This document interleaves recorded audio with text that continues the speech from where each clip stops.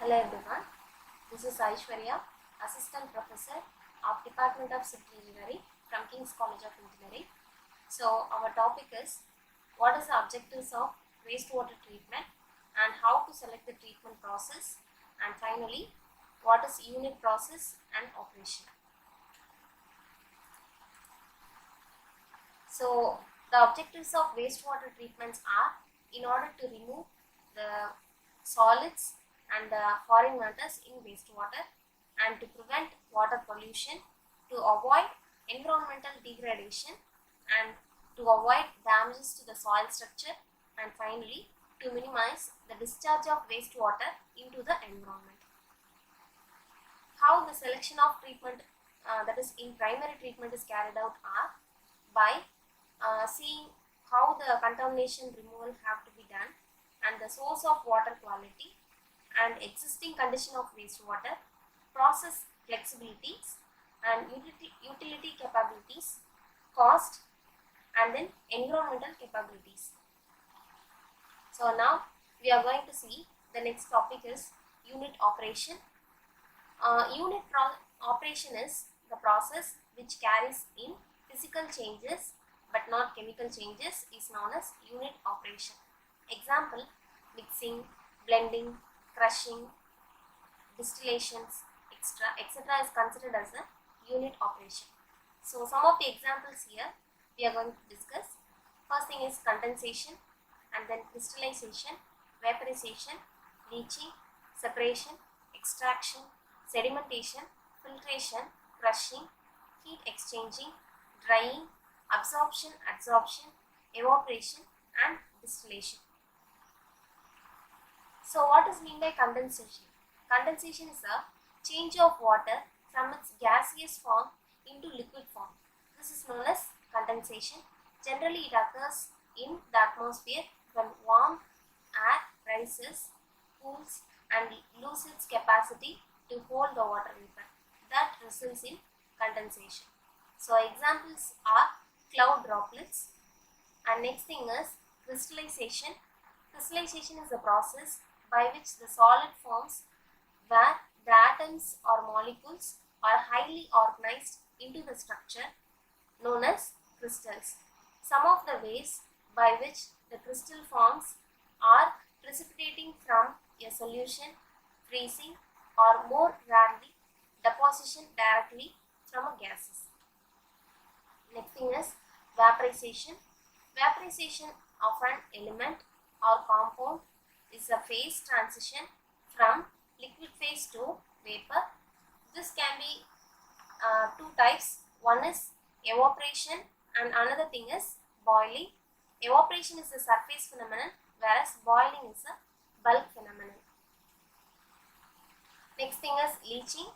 Leaching is nothing but the loss of certain materials from carrier into the liquids. Usually it may be referred as leaching. The loss of water soluble plants, nutrients from the soil, or applying a small amount of excess irrigation to avoid soil salinity. Next thing is separation. Here they have given gravitational separation. So have a look on this figure. Here we have some chemical instrument. So it is filled with kerosene and then water, finally stopcock. So based on this specific gravity, the water settles down and then kerosene oil floats up upper side of the water. So in order to separate this, we are going to use this stopcocks.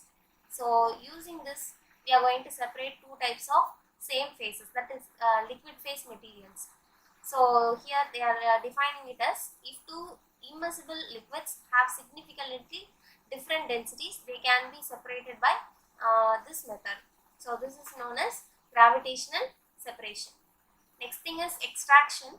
Liquid extraction, sometimes called solvent extraction units, is the separation of constituent of liquid soluble solution by contact with another insoluble liquids. The unit described here is semi-permeable batch operation. The liquid is to be extracted is poured into extraction vessels.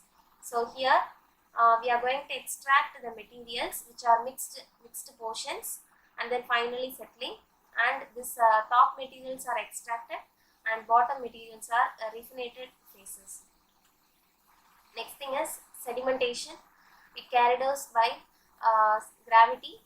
So this is also called as clarification. It lets the material to suspend or else settle down by means of gravity. These suspended particles such as clay, silt may be present in this water. So likewise, if we are resting the mixed material, it may result like this. So this process is known as sedimentation. Next thing is filtration. Filtration is a process which is used to separate solids from liquid or gases using filter mediums that allows the fluid to pass through it but not allows the solid to move. This term is known as filtration.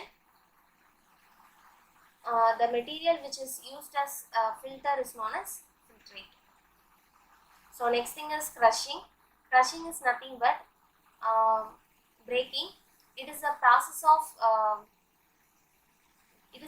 of breaking the material using mechanical forces is known as crushing. Next thing is heat exchanger, which is used to transfer the heat between two or more fluids.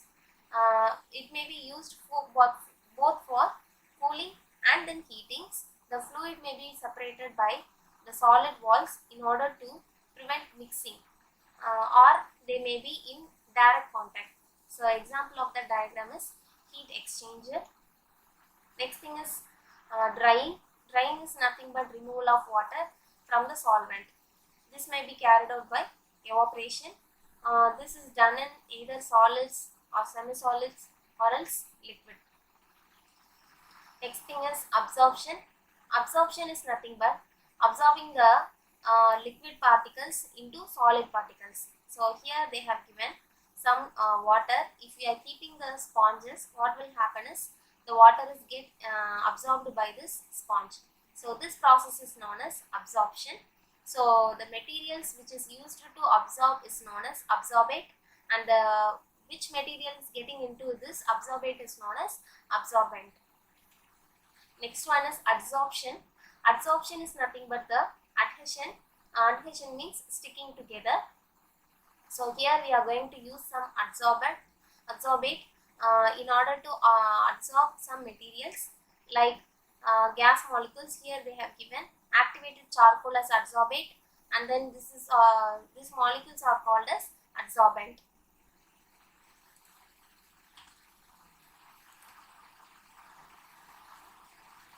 Next thing is separation process. This is called as distillation, which is carried out using two or more mixture of liquids with their boiling points. This is the unit operation which are separated by different boiling points. Next thing is membrane filtration. Membrane filtration is a technology which uses very fine minute membranes in order to separate the liquid from distinct materials like solids. So while passing through, let us consider this line as membrane, and we are feeding the water. If it contains some other materials like very minute solids, it might filter here and clear water will be moving here. So this process is known as membrane filtration. It is nothing but filtration, but here the size of the particles, that is membrane, will be very minute. And next one is recrystallization. It is a purification techniques for solid compounds. To perform recrystallization, an impure solid compounds is mixed with hot solvent to form saturated solution. For example, have a look on this figure. The salt is looking very impure.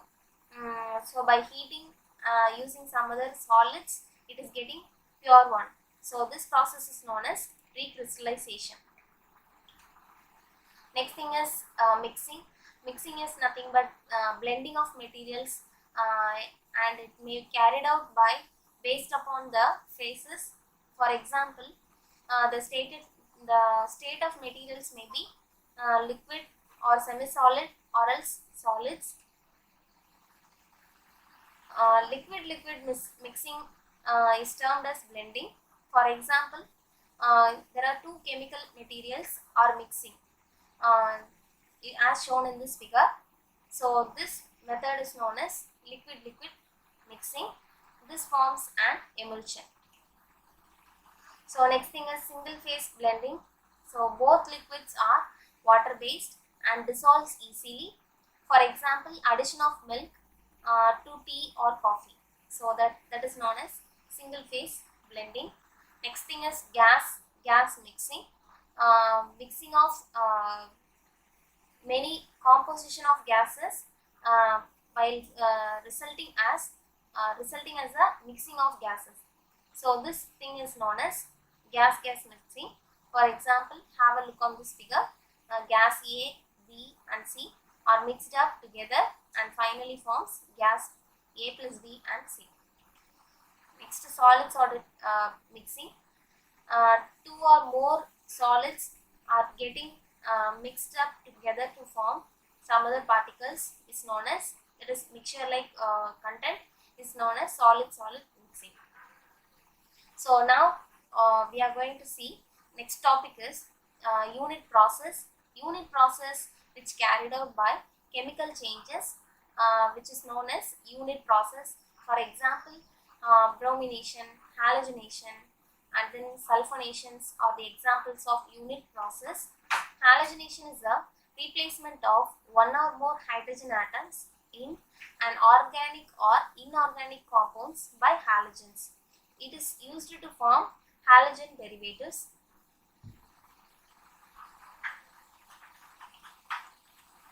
Next thing is sulfonation, which involves the replacement of hydrogen atom of an organic compounds with the sulfonic acids like sulfonyl halides.